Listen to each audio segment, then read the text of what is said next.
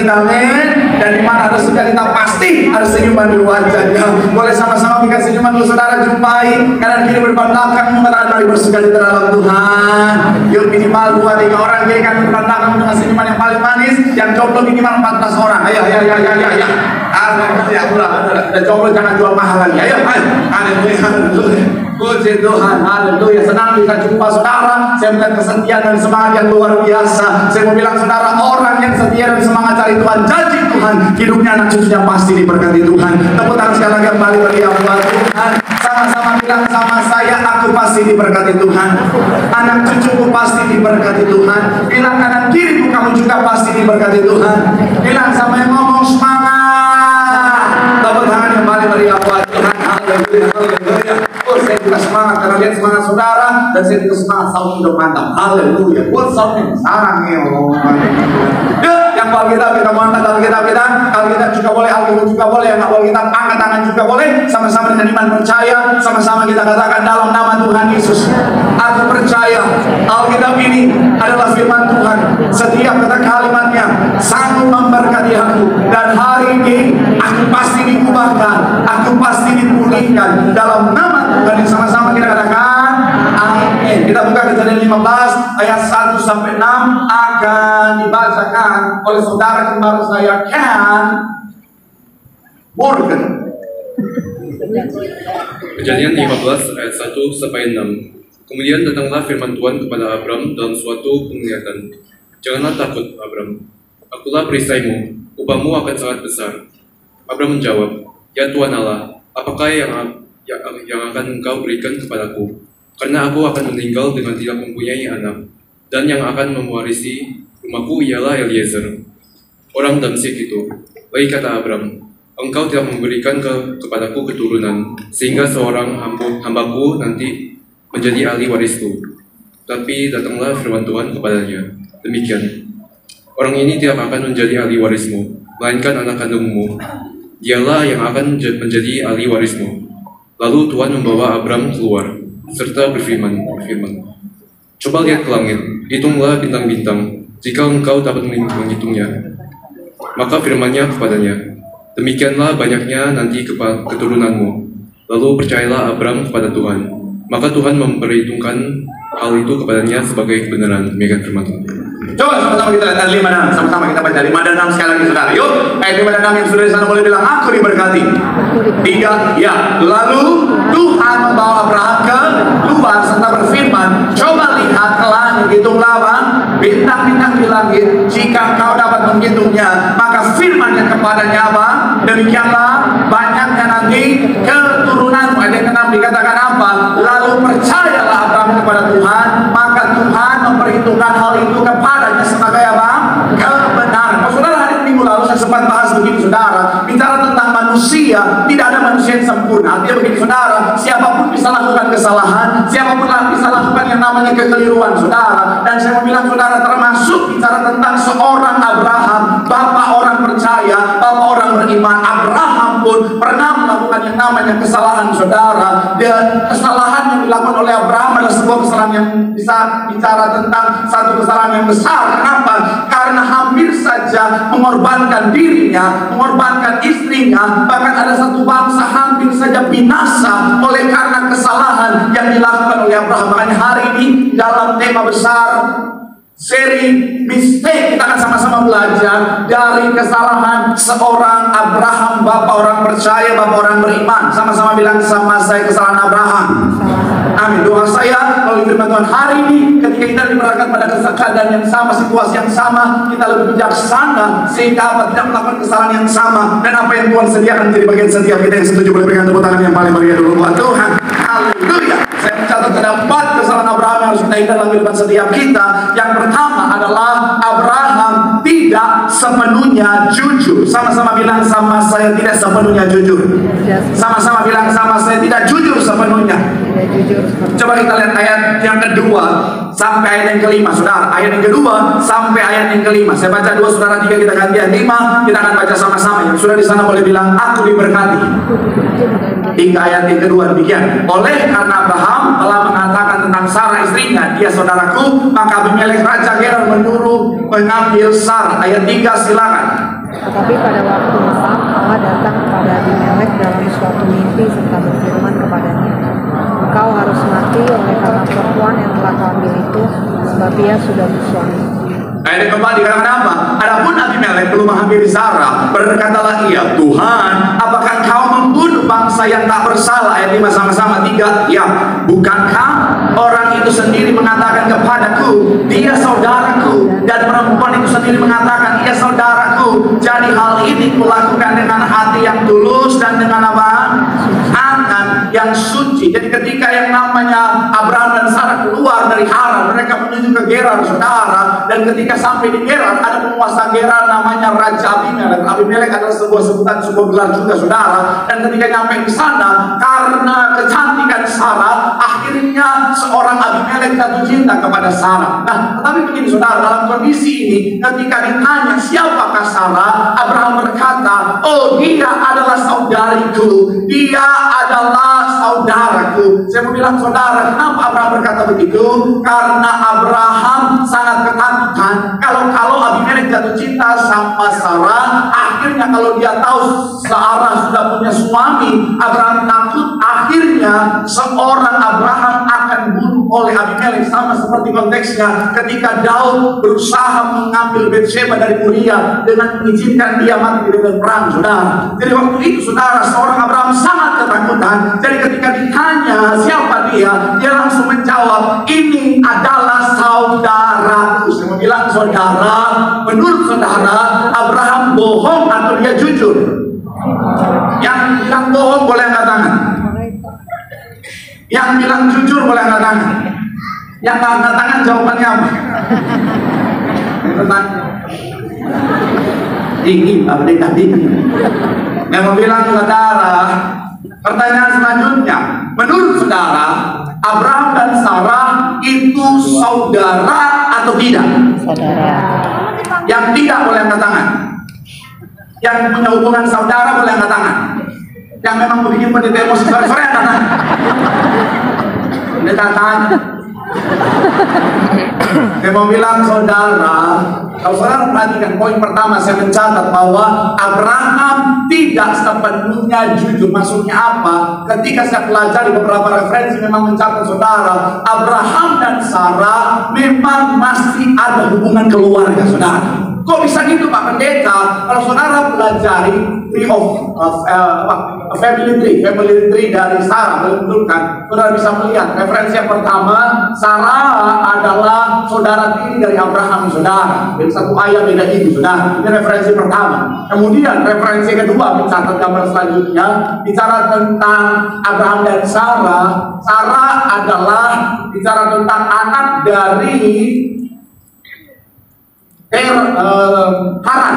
Siapa Haran? Haran adalah juga saudara dari yang namanya Abraham. Jadi memang makanya kalau saudara ke bawah, saudara bisa lihat. Boleh ke kanan lagi? Oke. Boleh kecilin lagi? Tenang, mata kita masih pada bagus semua. Oke. Nah, kalau kita lihat, Tera punya anak, saudara, ada Haran, Nahor, dan juga Abraham. Dan Sarah, kalau saudara lihat bagian bawah, adalah anak dari Haran, saudara. Jadi memang masih ada hubungan. Pak Pendeta, kok bisa pada saat itu, saudara, Pak Pendeta, pernikahan dalam masih ada hubungan keluarga? Karena pada saat itu, saudara, yang namanya Abraham itu masanya tidak jauh dari masa Nuh, di mana waktu itu, saudara, bumi benar-benar hampir habis semuanya, saudara. Sisa Nuh dan keluarganya. Kalau saudara ingat siapa anak Nuh salah satunya? Ada tiga, siapa? Sem, Ham, dan Yafet. Yes. Nah, Abraham adalah keturunan ke-20, saudara. Kalau Sem itu, saudara, keturunan ke-11. Jadi memang dalam waktu yang sangat dekat, di mana waktu Abraham lahir, Nuh masih hidup, saudara. Dan memang waktu itu, saudara, sekali lagi manusia sangatlah sedikit. Jadi kalau bilang ketika Abraham bilang bahwa dia adalah saudariku, memang nggak bohong, saudara. Tetapi dia nggak sepenuhnya jujur. Kenapa? Karena dia juga adalah istri dari Abraham. Saya mau bilang, saudara, belajar dari kesalahan seorang Abraham, jadilah pribadi yang jujur, katakan amin. Saya mau bilang, saudara, kejujuran itu penting. Ya, katakan ya, oh Pak Pendeta, tapi saya juga seperti Abraham Pak Pendeta. Saya berbohong Pak Pendeta untuk kebaikan Pak Pendeta. Soalnya kalau saya jujur Pak Pendeta, nanti istri saya marah. Kalau saya jujur, nanti suami saya marah. Kalau saya jujur, nanti atasan saya marah. Kalau saya jujur, nanti dampaknya bisa berbahaya. Saya mau bilang saudara, tidak ada yang namanya bohong untuk kebaikan. Nah, percayalah, namanya bohong tetaplah ujung-ujungnya akan membawa pada kehancuran. Mungkin bicara tentang Pak Pendeta, tapi buktinya kalau saya ternyata tidak jujur Pak Pendeta, buktinya saya aman. Saya mau bilang saudara, itu hanya ilusi semata. Kenapa? Karena saya mau bilang saudara, mungkin hari ini kau sepertinya aman, tapi cepat atau lambat yang namanya kebohongan akan ketahuan, dan kalau sudah terbongkar akan menjadi sesuatu yang sangat berbahaya. Makanya buat para suami, shalom para suami, belajarlah jujur. Kenapa ada suara istri masuk di antara suara suami? Sekali lagi, shalom para pria. Shalom. Belajarlah jujur. Ya. Dia mau bilang, Pak, dari suami harus jujur sama istri. Betul ibu-ibu? Ini penting. Dia mau bilang ya Pak, ketika kau, misalnya contoh sederhana, kau dapat bonus, dapat jujur aja sama istri. Amin ibu-ibu. Karena saya mau bilang buat bapak-bapak, seperti apapun kau menyembunyikan istri maha mengetahui bapak-bapak. Nah ini apa dong, ibu-ibu pada kerja, mereka punya karunia pintar cari uang saudara. Iya, maksudnya bagaimana? Saudara simpan di mana uangnya pasti ketahuan sama mereka saudara. Satu ketika ada satu cerita kan di mana seorang istri ke suaminya, kamu ketemu uang sekepok yang selemari. Wah, mama simpan itu uang sial. Wah, kok bisa uang sial? Iya, kamu simpan ketahuan mama lagi sial. Dia mau bilang sekali lagi saudara, dia mau bilang sekali lagi saudara, kejujuran itu penting, katakan amin. Shalom ibu-ibu. Sekalipun suami mau marah, belajarlah jujur, amin. Dia mau bilang saudara jangan ada kebohongan, karena lebih baik suami atau istrimu marah saat ini tetapi dalam kejujuran, daripada di dalam kebohongan dia suka cita hari ini tapi ke depannya hatinya hancur gara-gara kebohongan itu terungkap saudara. Saya mau bilang ya buat bapak ya Pak, apa-apa Pak, ibu marah-marah Pak. Saya mau bilang ya, kalau dia marah dalam kejujuran, percaya dalam hati, mungkin dirinya marah, hatinya dia suka cita.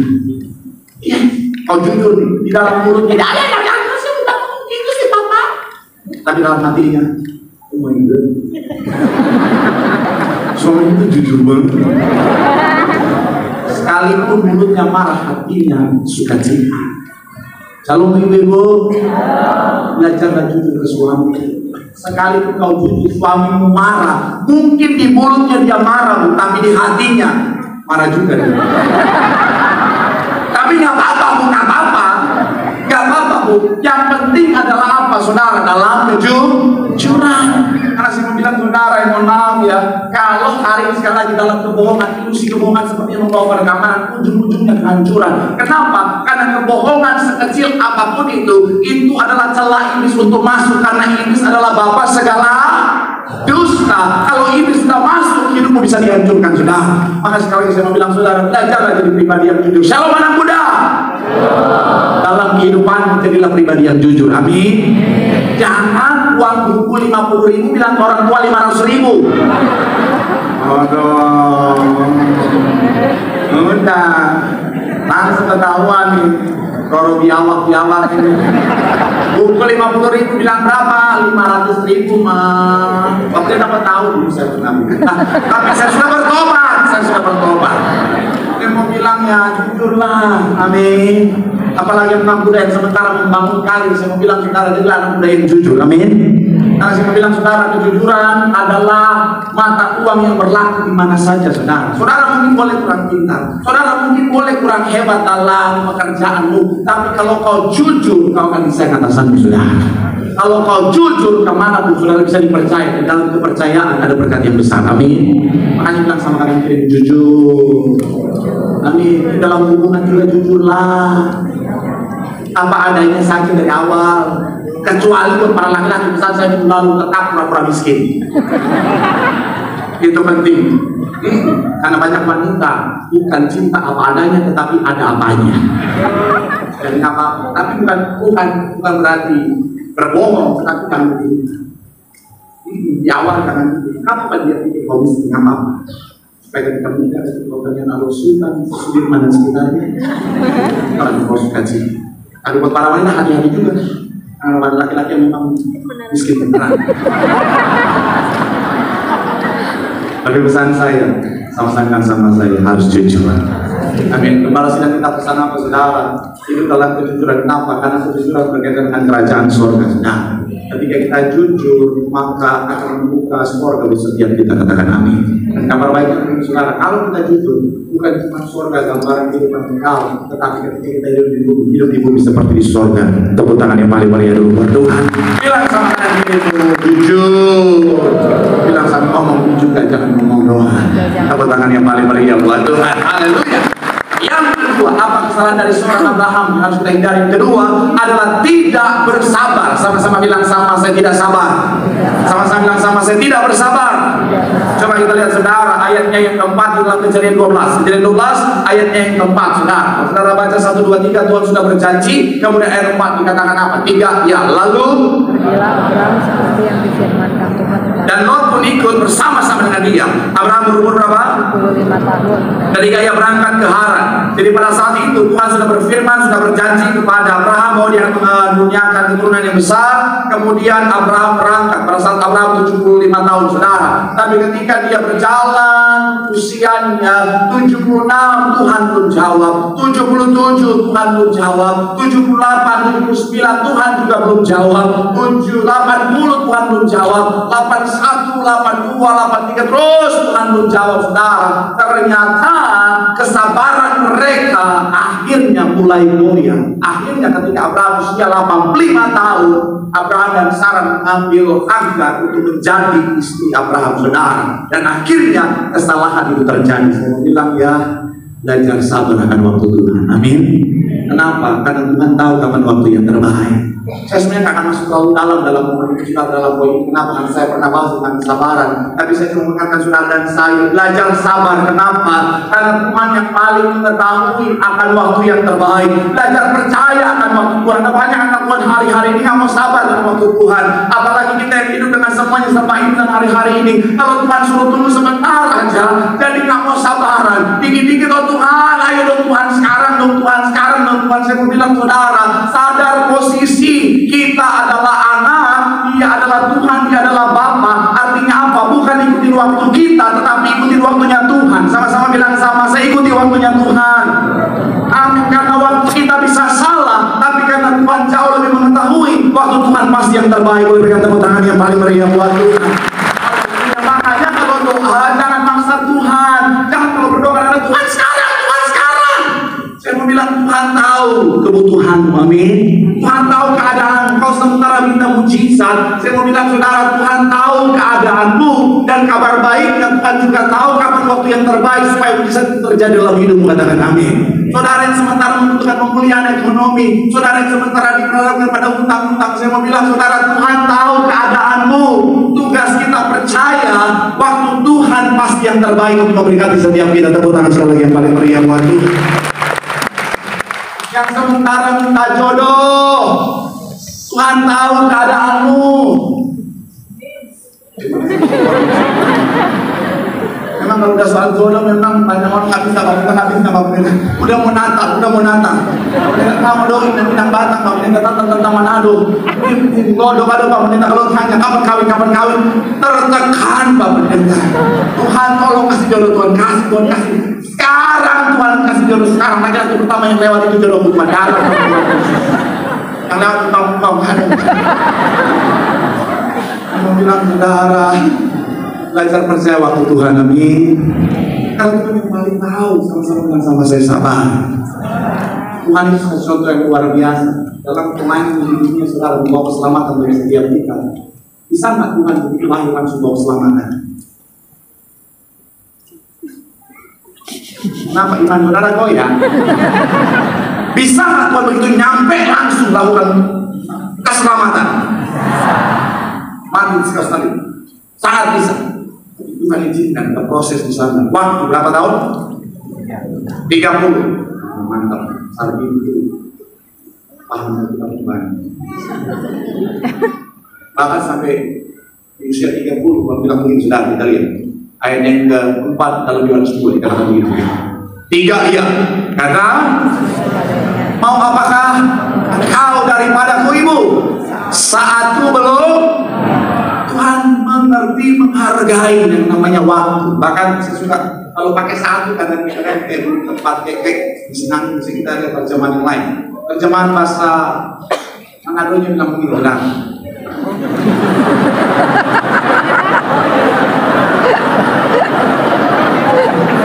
Kenapa? Ini bahasa Manado jadi bahasa internasional sebentar lagi. Oh, Yesus bilang pada mama, mama, siapa dah mama sumpah gitu pak kita? Belum ada waktu mama. Kalau kita mesti tunjuk siapa kita sebenarnya. Mantap belum dia waktu. Bahasa Ibrani lebih mantap lagi. Nah, lagi bahasa Ibrani.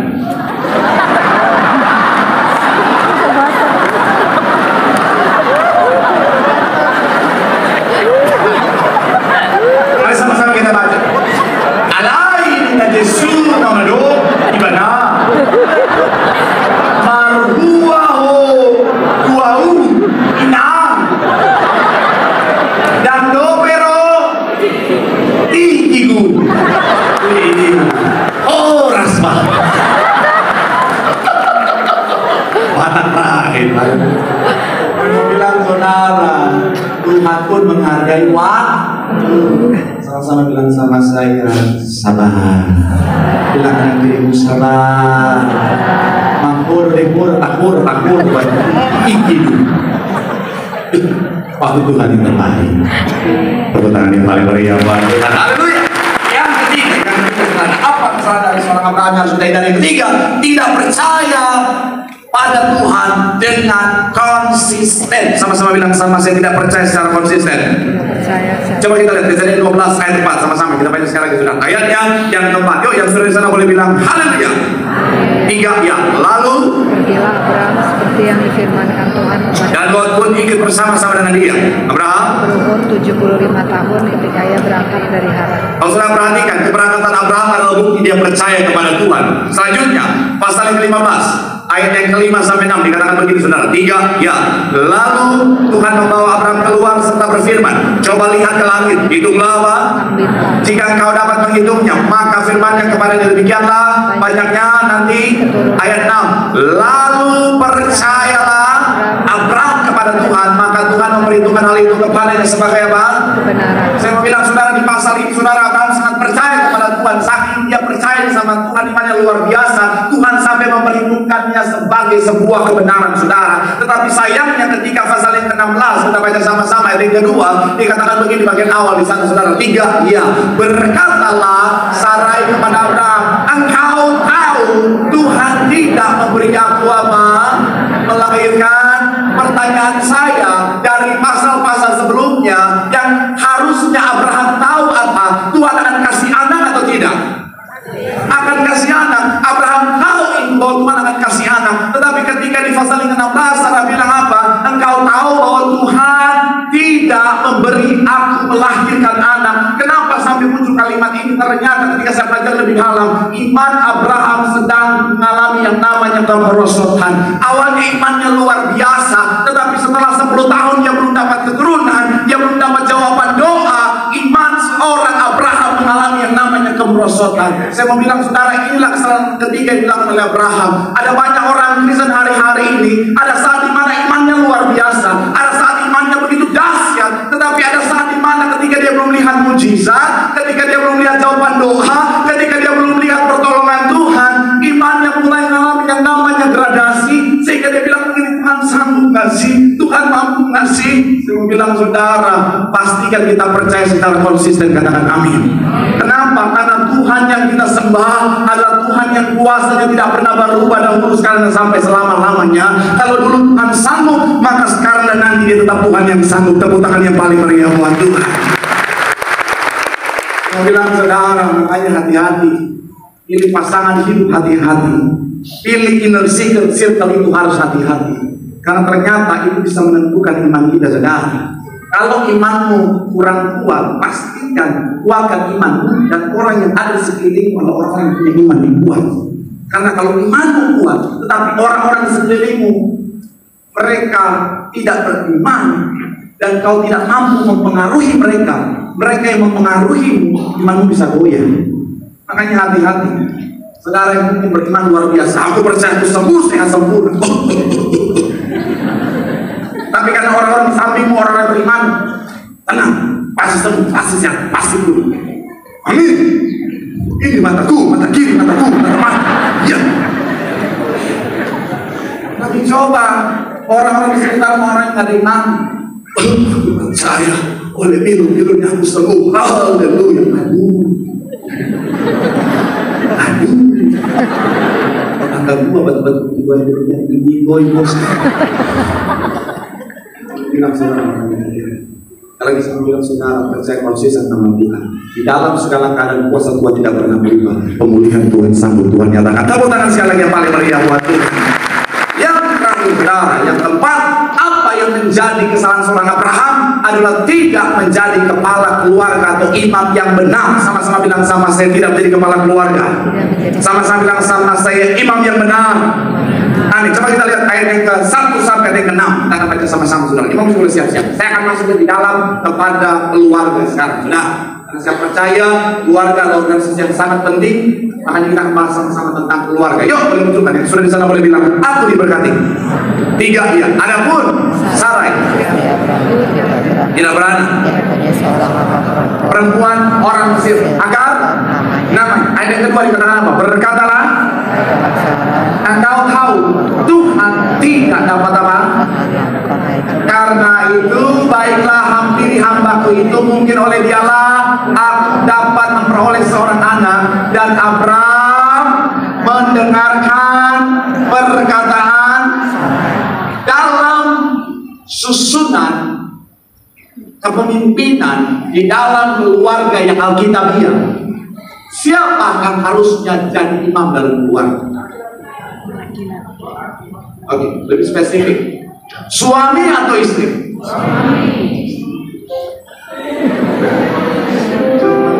Suami. Suami dewasa rohani. Dari semua cabang sampai yang paling lantang suami. Beritanya begitu kan? Tuhan, suami, istri, anak satu, dan seterusnya. Kenapa begini? Karena saya tentang anak jangan terlupa. Bukan cuma pada suami istri, anak terlupa. Ternyata begitu sudah nikmat meskipun sama saya. Anak pertama harus sadar dengan posisinya. Makanya dalam Alkitab hak keturunan penting. Jadi anak pertama harus sadar posisinya. Dia harus punya tanggung jawab terhadap adik-adiknya. Dia harus mengayomi, harus mengarahkan, harus melindungi adik-adiknya. Tanggung jawab pertama, jangan lupa ini. Hak keturunan itu adalah hak berkat. Nah, makanya kalau kakak-kakak diberkati, jangan lupakan adiknya, berkati adik-adiknya. Selanjutnya, anak kedua dan seterusnya. Hormati kakaknya. Banyak yang kenal. Anak kedua, ketiga, seterusnya. Hormati kakakmu. Jangan cuma mau ketika diberkati atau bias berkat. Tapi sama kakak sendiri mengajar luar biasa. Saya banyak main di Tuhan. Ada banyak ajar sekarang sama kakaknya. Tapi banyak di sini di sebelah. Tapi saya nggak akan masuk terlalu dalam misalkan pembahasan kita tentang keluarga, ada suami istri.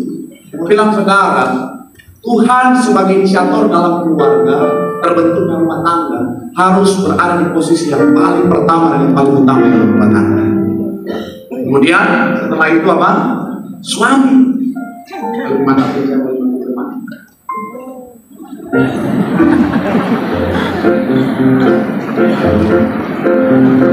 Sebenarnya kamu butuh banget, cuma bukan mana ini? Tidak lah, baru makan donat udah mabok. Ya, Tuhan Yesus, mana musisinya?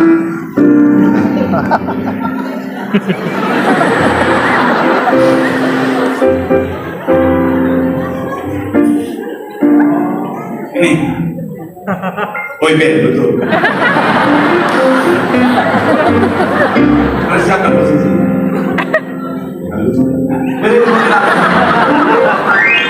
Yang bilang saudara, kamu seperti gambar yang tadi.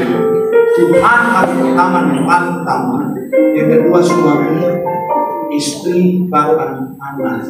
Ini penting. Kenapa?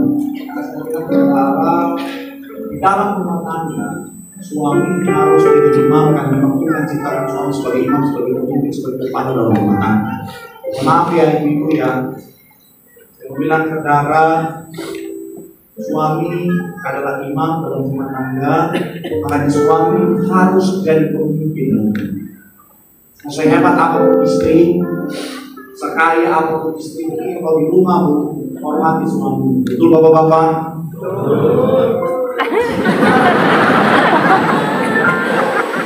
Saya merasakan suara-suara yang dalam tekanan. Lalu pulang,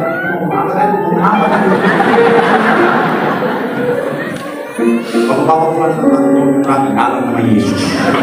Baru istri mengatakan dalam suami harus memimpin karena dia menangkan keluarga.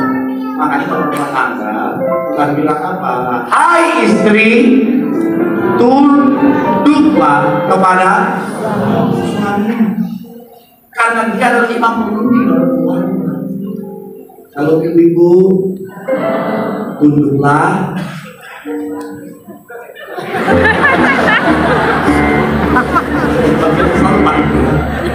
Nah, kita bilang dulu sama suami, tapi ketika suami mau gimana dulu, Pak Pendeta?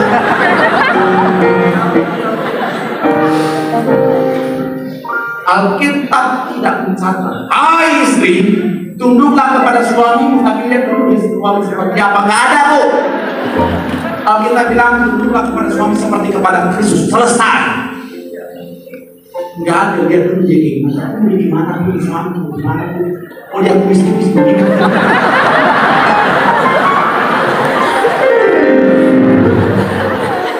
Nggak ada nego-nego, tunduk.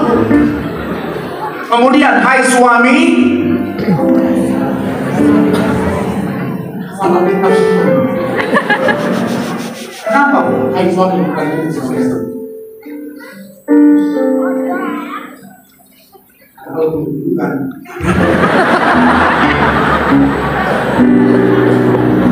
Makanya suami dan istri, suami istri. Suami juga. Kalau suami kasih istri, jangan kamu sebelum langsung dianyai. Ingat buat pemerintah Malaysia. Aku yang berkuasa atasku. Sembah aku, sembah. Nah itu juga. Istri rumah, ampun dorong. Nah itu juga.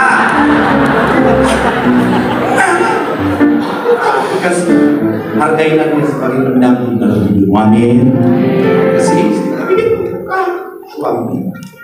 Istri itu jangan ada suami. Jadi istri. Kalau kita ada suami, kalau kita ada suami, berarti dia buat atau diam sama. Karena pernah sekali sama orang kalau itu harus suami istri, dia harus suami istri, dia suami.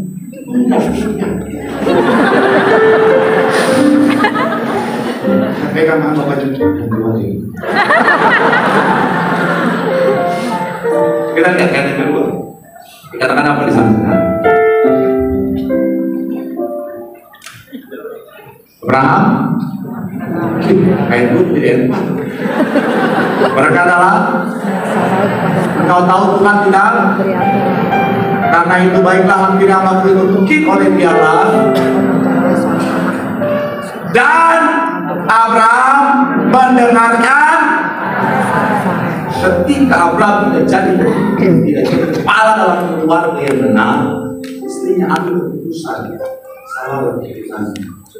Maaf ya, saya nggak tahu dalam hidup gimana. Karena saya dari gimana? Kalau suami dia lagi yang berkeputusan. istri tunduk pada keputusan kita dan melanggar suami. Kan ketika mau melanggar suami, ada istri-istri yang maju. Suaminya dia taruh di belakang, dia di belakang, akhirnya jadi jauh dari Tuhan. Akhirnya sampai salah. Makanya dari awal contoh ketika ada Hawa itu bisa melangkahi suami manusia, makanya yang ada hawa nafsu bukan ada nafsu.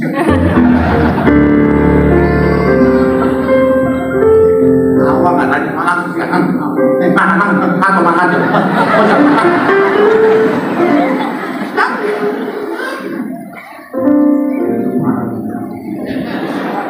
Boleh marah Abraham bersama saya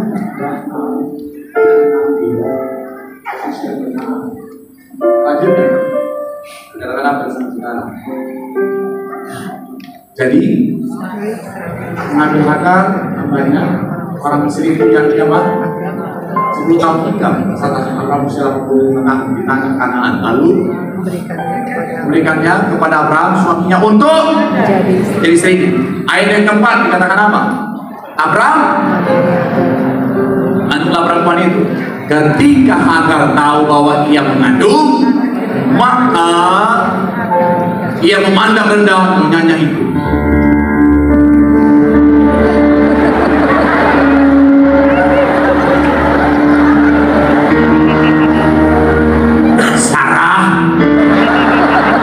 Wanita tidak berguna. Pakai Indosiar banget. Akhirnya ternyata Hagar dia bilang Sarah ini baik saya gitu. Jadi dia menganggap rendah Sarah. Kayak selanjutnya. Lalu berkatalah Sarah kepada Hagar, penghinaan yang kuderita ini adalah tanggung jawabmu. Tahan sampai di sana. Siapa yang suruh? Terus Sarah bilang apa? Tanggung jawab siapa? Masuk akal kan? Kalau para pria, kalau kau nggak salah dan disalahkan, dari 3 tahun yang lalu sudah begitu.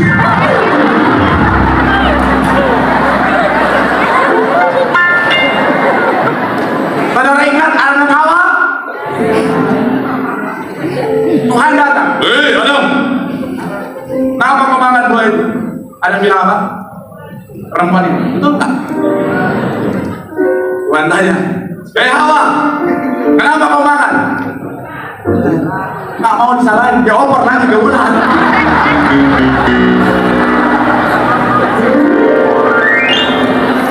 Saya percaya ular itu kalau betina dia salahkan pohon.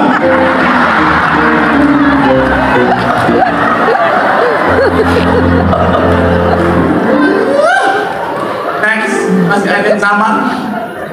Habis balikan hari ini ya. Akulah yang memberikan hamba ke. Oh, dia sadar. Dia sadar loh, jangan sungguh-sungguh loh. Kita harus sungguh-sungguh. Itu sungguh-sungguh. Positive thinking. Akulah yang memberikan hambaku ke perempuan. Tapi baru saja dia tahu bahwa ia mengandung, ia memandang rendah aku. Tuhan kiranya menjadi hakim antara aku dan engkau. Dia tahu dia salah. Etika kehidupan manusia di Konoha ini, kalau salah harus apa yang Sarah lakukan.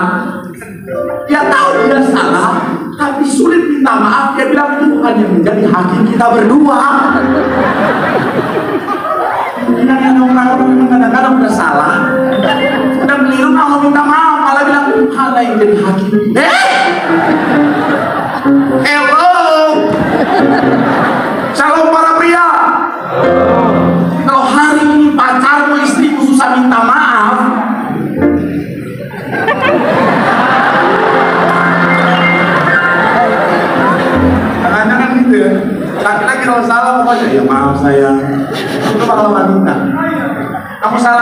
salah. Tapi kan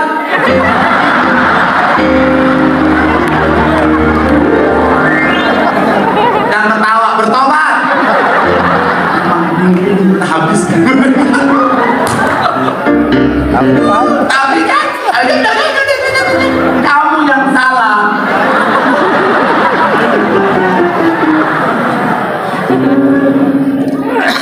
Tapi sekali lagi saya fokus pada sudah cukup membantai wanitanya. Bapak-bapak senang?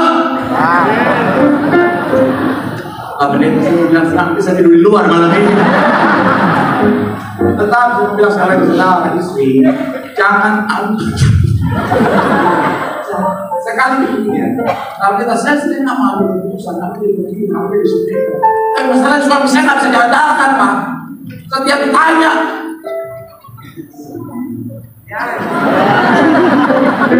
Setiap ditanya. Yang pertama, pertanyaan saya, itu kenapa kau menyanyi? Kau begitu, kalau kita lanjut, bukan akhirnya kau maju menggantikan posisi suami, tetap pada posisi yang benar. Dikasih menopang suami sampai dia mampu dan iman dalam hubungan. Tadi saya bilang posisi pertama selesai, orang suami sama suami dalam hubungan.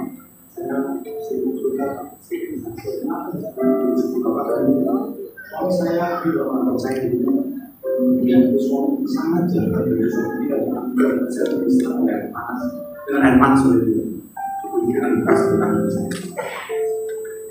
Tapi saya tahu dulu sama tempat dan Tuhan berikan dia dulu dari suami yang tahu akhirnya Tuhan itu suami. Seperti apa suami saya dari tempat puji Tuhan masih ada satu suami yang baik, jawab suami yang sayang istri. Boleh tepuk tangan yang paling tetap pada posisi yang benar. Tuhan, suami, istri, anak. Suami yang jadi memang takut atas Tuhan akan membawa istri dan anak pada